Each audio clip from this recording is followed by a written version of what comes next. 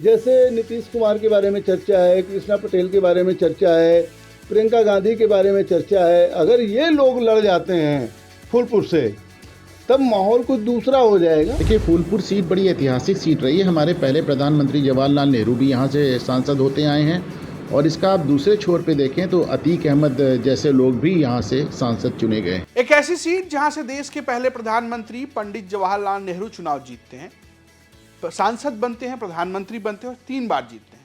और नाम बताता हूं मैं आपको।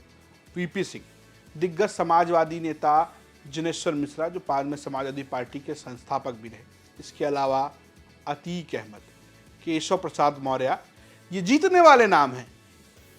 राम मनोहर लोहिया भी यहां से चुनाव लड़े थे और हार गए थे। और चर्चा ये है कि इस बार नीतीश कुमार या कृष्णा पटेल या प्रियंका गांधी, कोई दिग्गज विपक्ष का नेता भी यहां से चुनाव लड़ सकता है।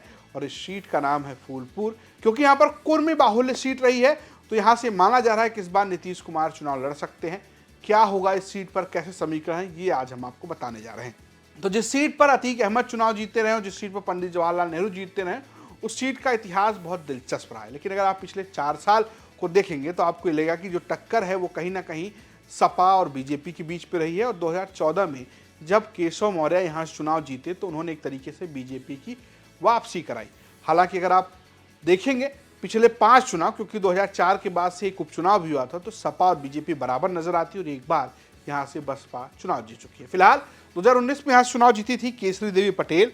इससे पहले 2014 में केशव मौर्य बीजेपी से चुनाव जीते थे। 2017 में जब वो छोड़कर गए, डिप्टी सीएम बने, तब इस सीट से नागेंद्र पटेल समाजवादी पार्टी के उपचुनाव में जीत गए, और जो बड़ा झटका माना गया था बीजेपी के लिए। इसके अलावा 2009 में बसपा के कपिल मुनि यहाँ से चुनाव जीते थे। और 2004 में वो बहुत लोकप्रिय चुनाव रहा था, आप कहते थे चर्चा का चुनाव रहा था, जब यहाँ से बाहुबली सांसद अतीक अहमद चुनाव जीते थे समाजवादी पार्टी के कोटे से। अब इस सीट पर कौन कैसे जीतता है, इसका एक जाति समीकरण है। दरअसल ये माना जाता है कि यहाँ पर हार जीत जो है वो कुर्मी तय करते हैं, पटेल तय करते हैं। और लगातार आप देखेंगे तो अगर आप बड़े चेहरों को हटा दें तो उसके अलावा यहाँ पर कुर्मी ही चुनाव जीतते रहे हैं। अतीक अहमद को छोड़ दीजिए आप, तो इसके अलावा नेहरू। तो ऐसे में अगर कोई सामान्य उम्मीदवार लड़ा है तो वो पटेल बिरादरी से लड़ा है, क्योंकि यहाँ पर समीकरण ऐसे बढ़ जाते हैं कि पटेल अपने आप हार जीत तय करने की भूमिका में जाते हैं। एक अनुमान के मुताबिक बात करें तो सीट पर दलितों की संख्या 3 लाख है, यादवों की संख्या 2,50,000 करीब बताई जाती है, मुसलमान करीब 2,50,000 हैं, कुर्मी 2 लाख बताए जाते हैं, ब्राह्मण 1,50,000 बताए जाते हैं, वैश्य 1,50,000 करीब बताए जाते हैं। इसके अलावा बिंद, निषाद, प्रजापति, विश्वकर्मा, कायस्थ, मौर्य, कुशवाहा, कुल मिलाकर ऐसी जो जातियां हैं इनकी संख्या यहाँ पर ठीक ठाक है और ये तय करते हैं।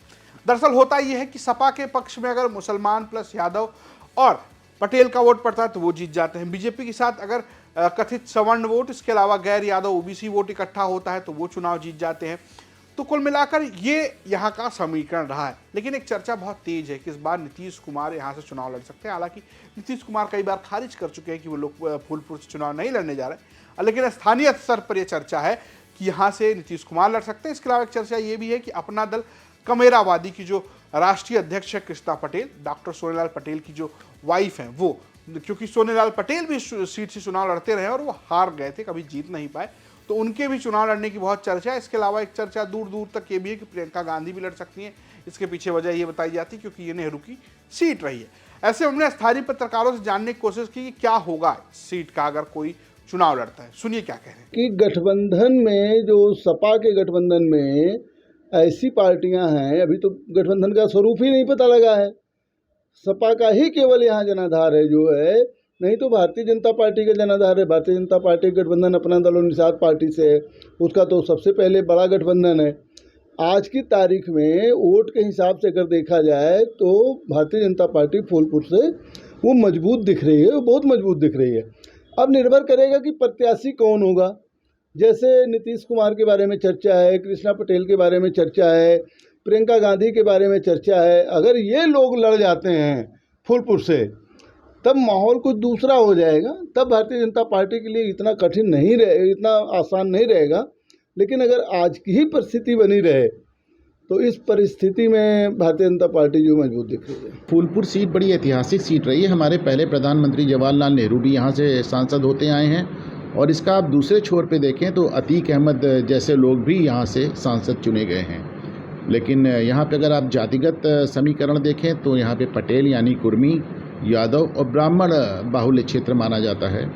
पर अगर 2014 में केशव मौर्य की जीत जो कि मोदी लहर में हुई थी उसको छोड़ दिया जाए तो ज़्यादातर यहाँ से पटेल सांसद यानी कि कुर्मी सांसद ही होते हैं। केशी देवी पटेल इस समय भाजपा में हैं, यहाँ से सांसद हैं।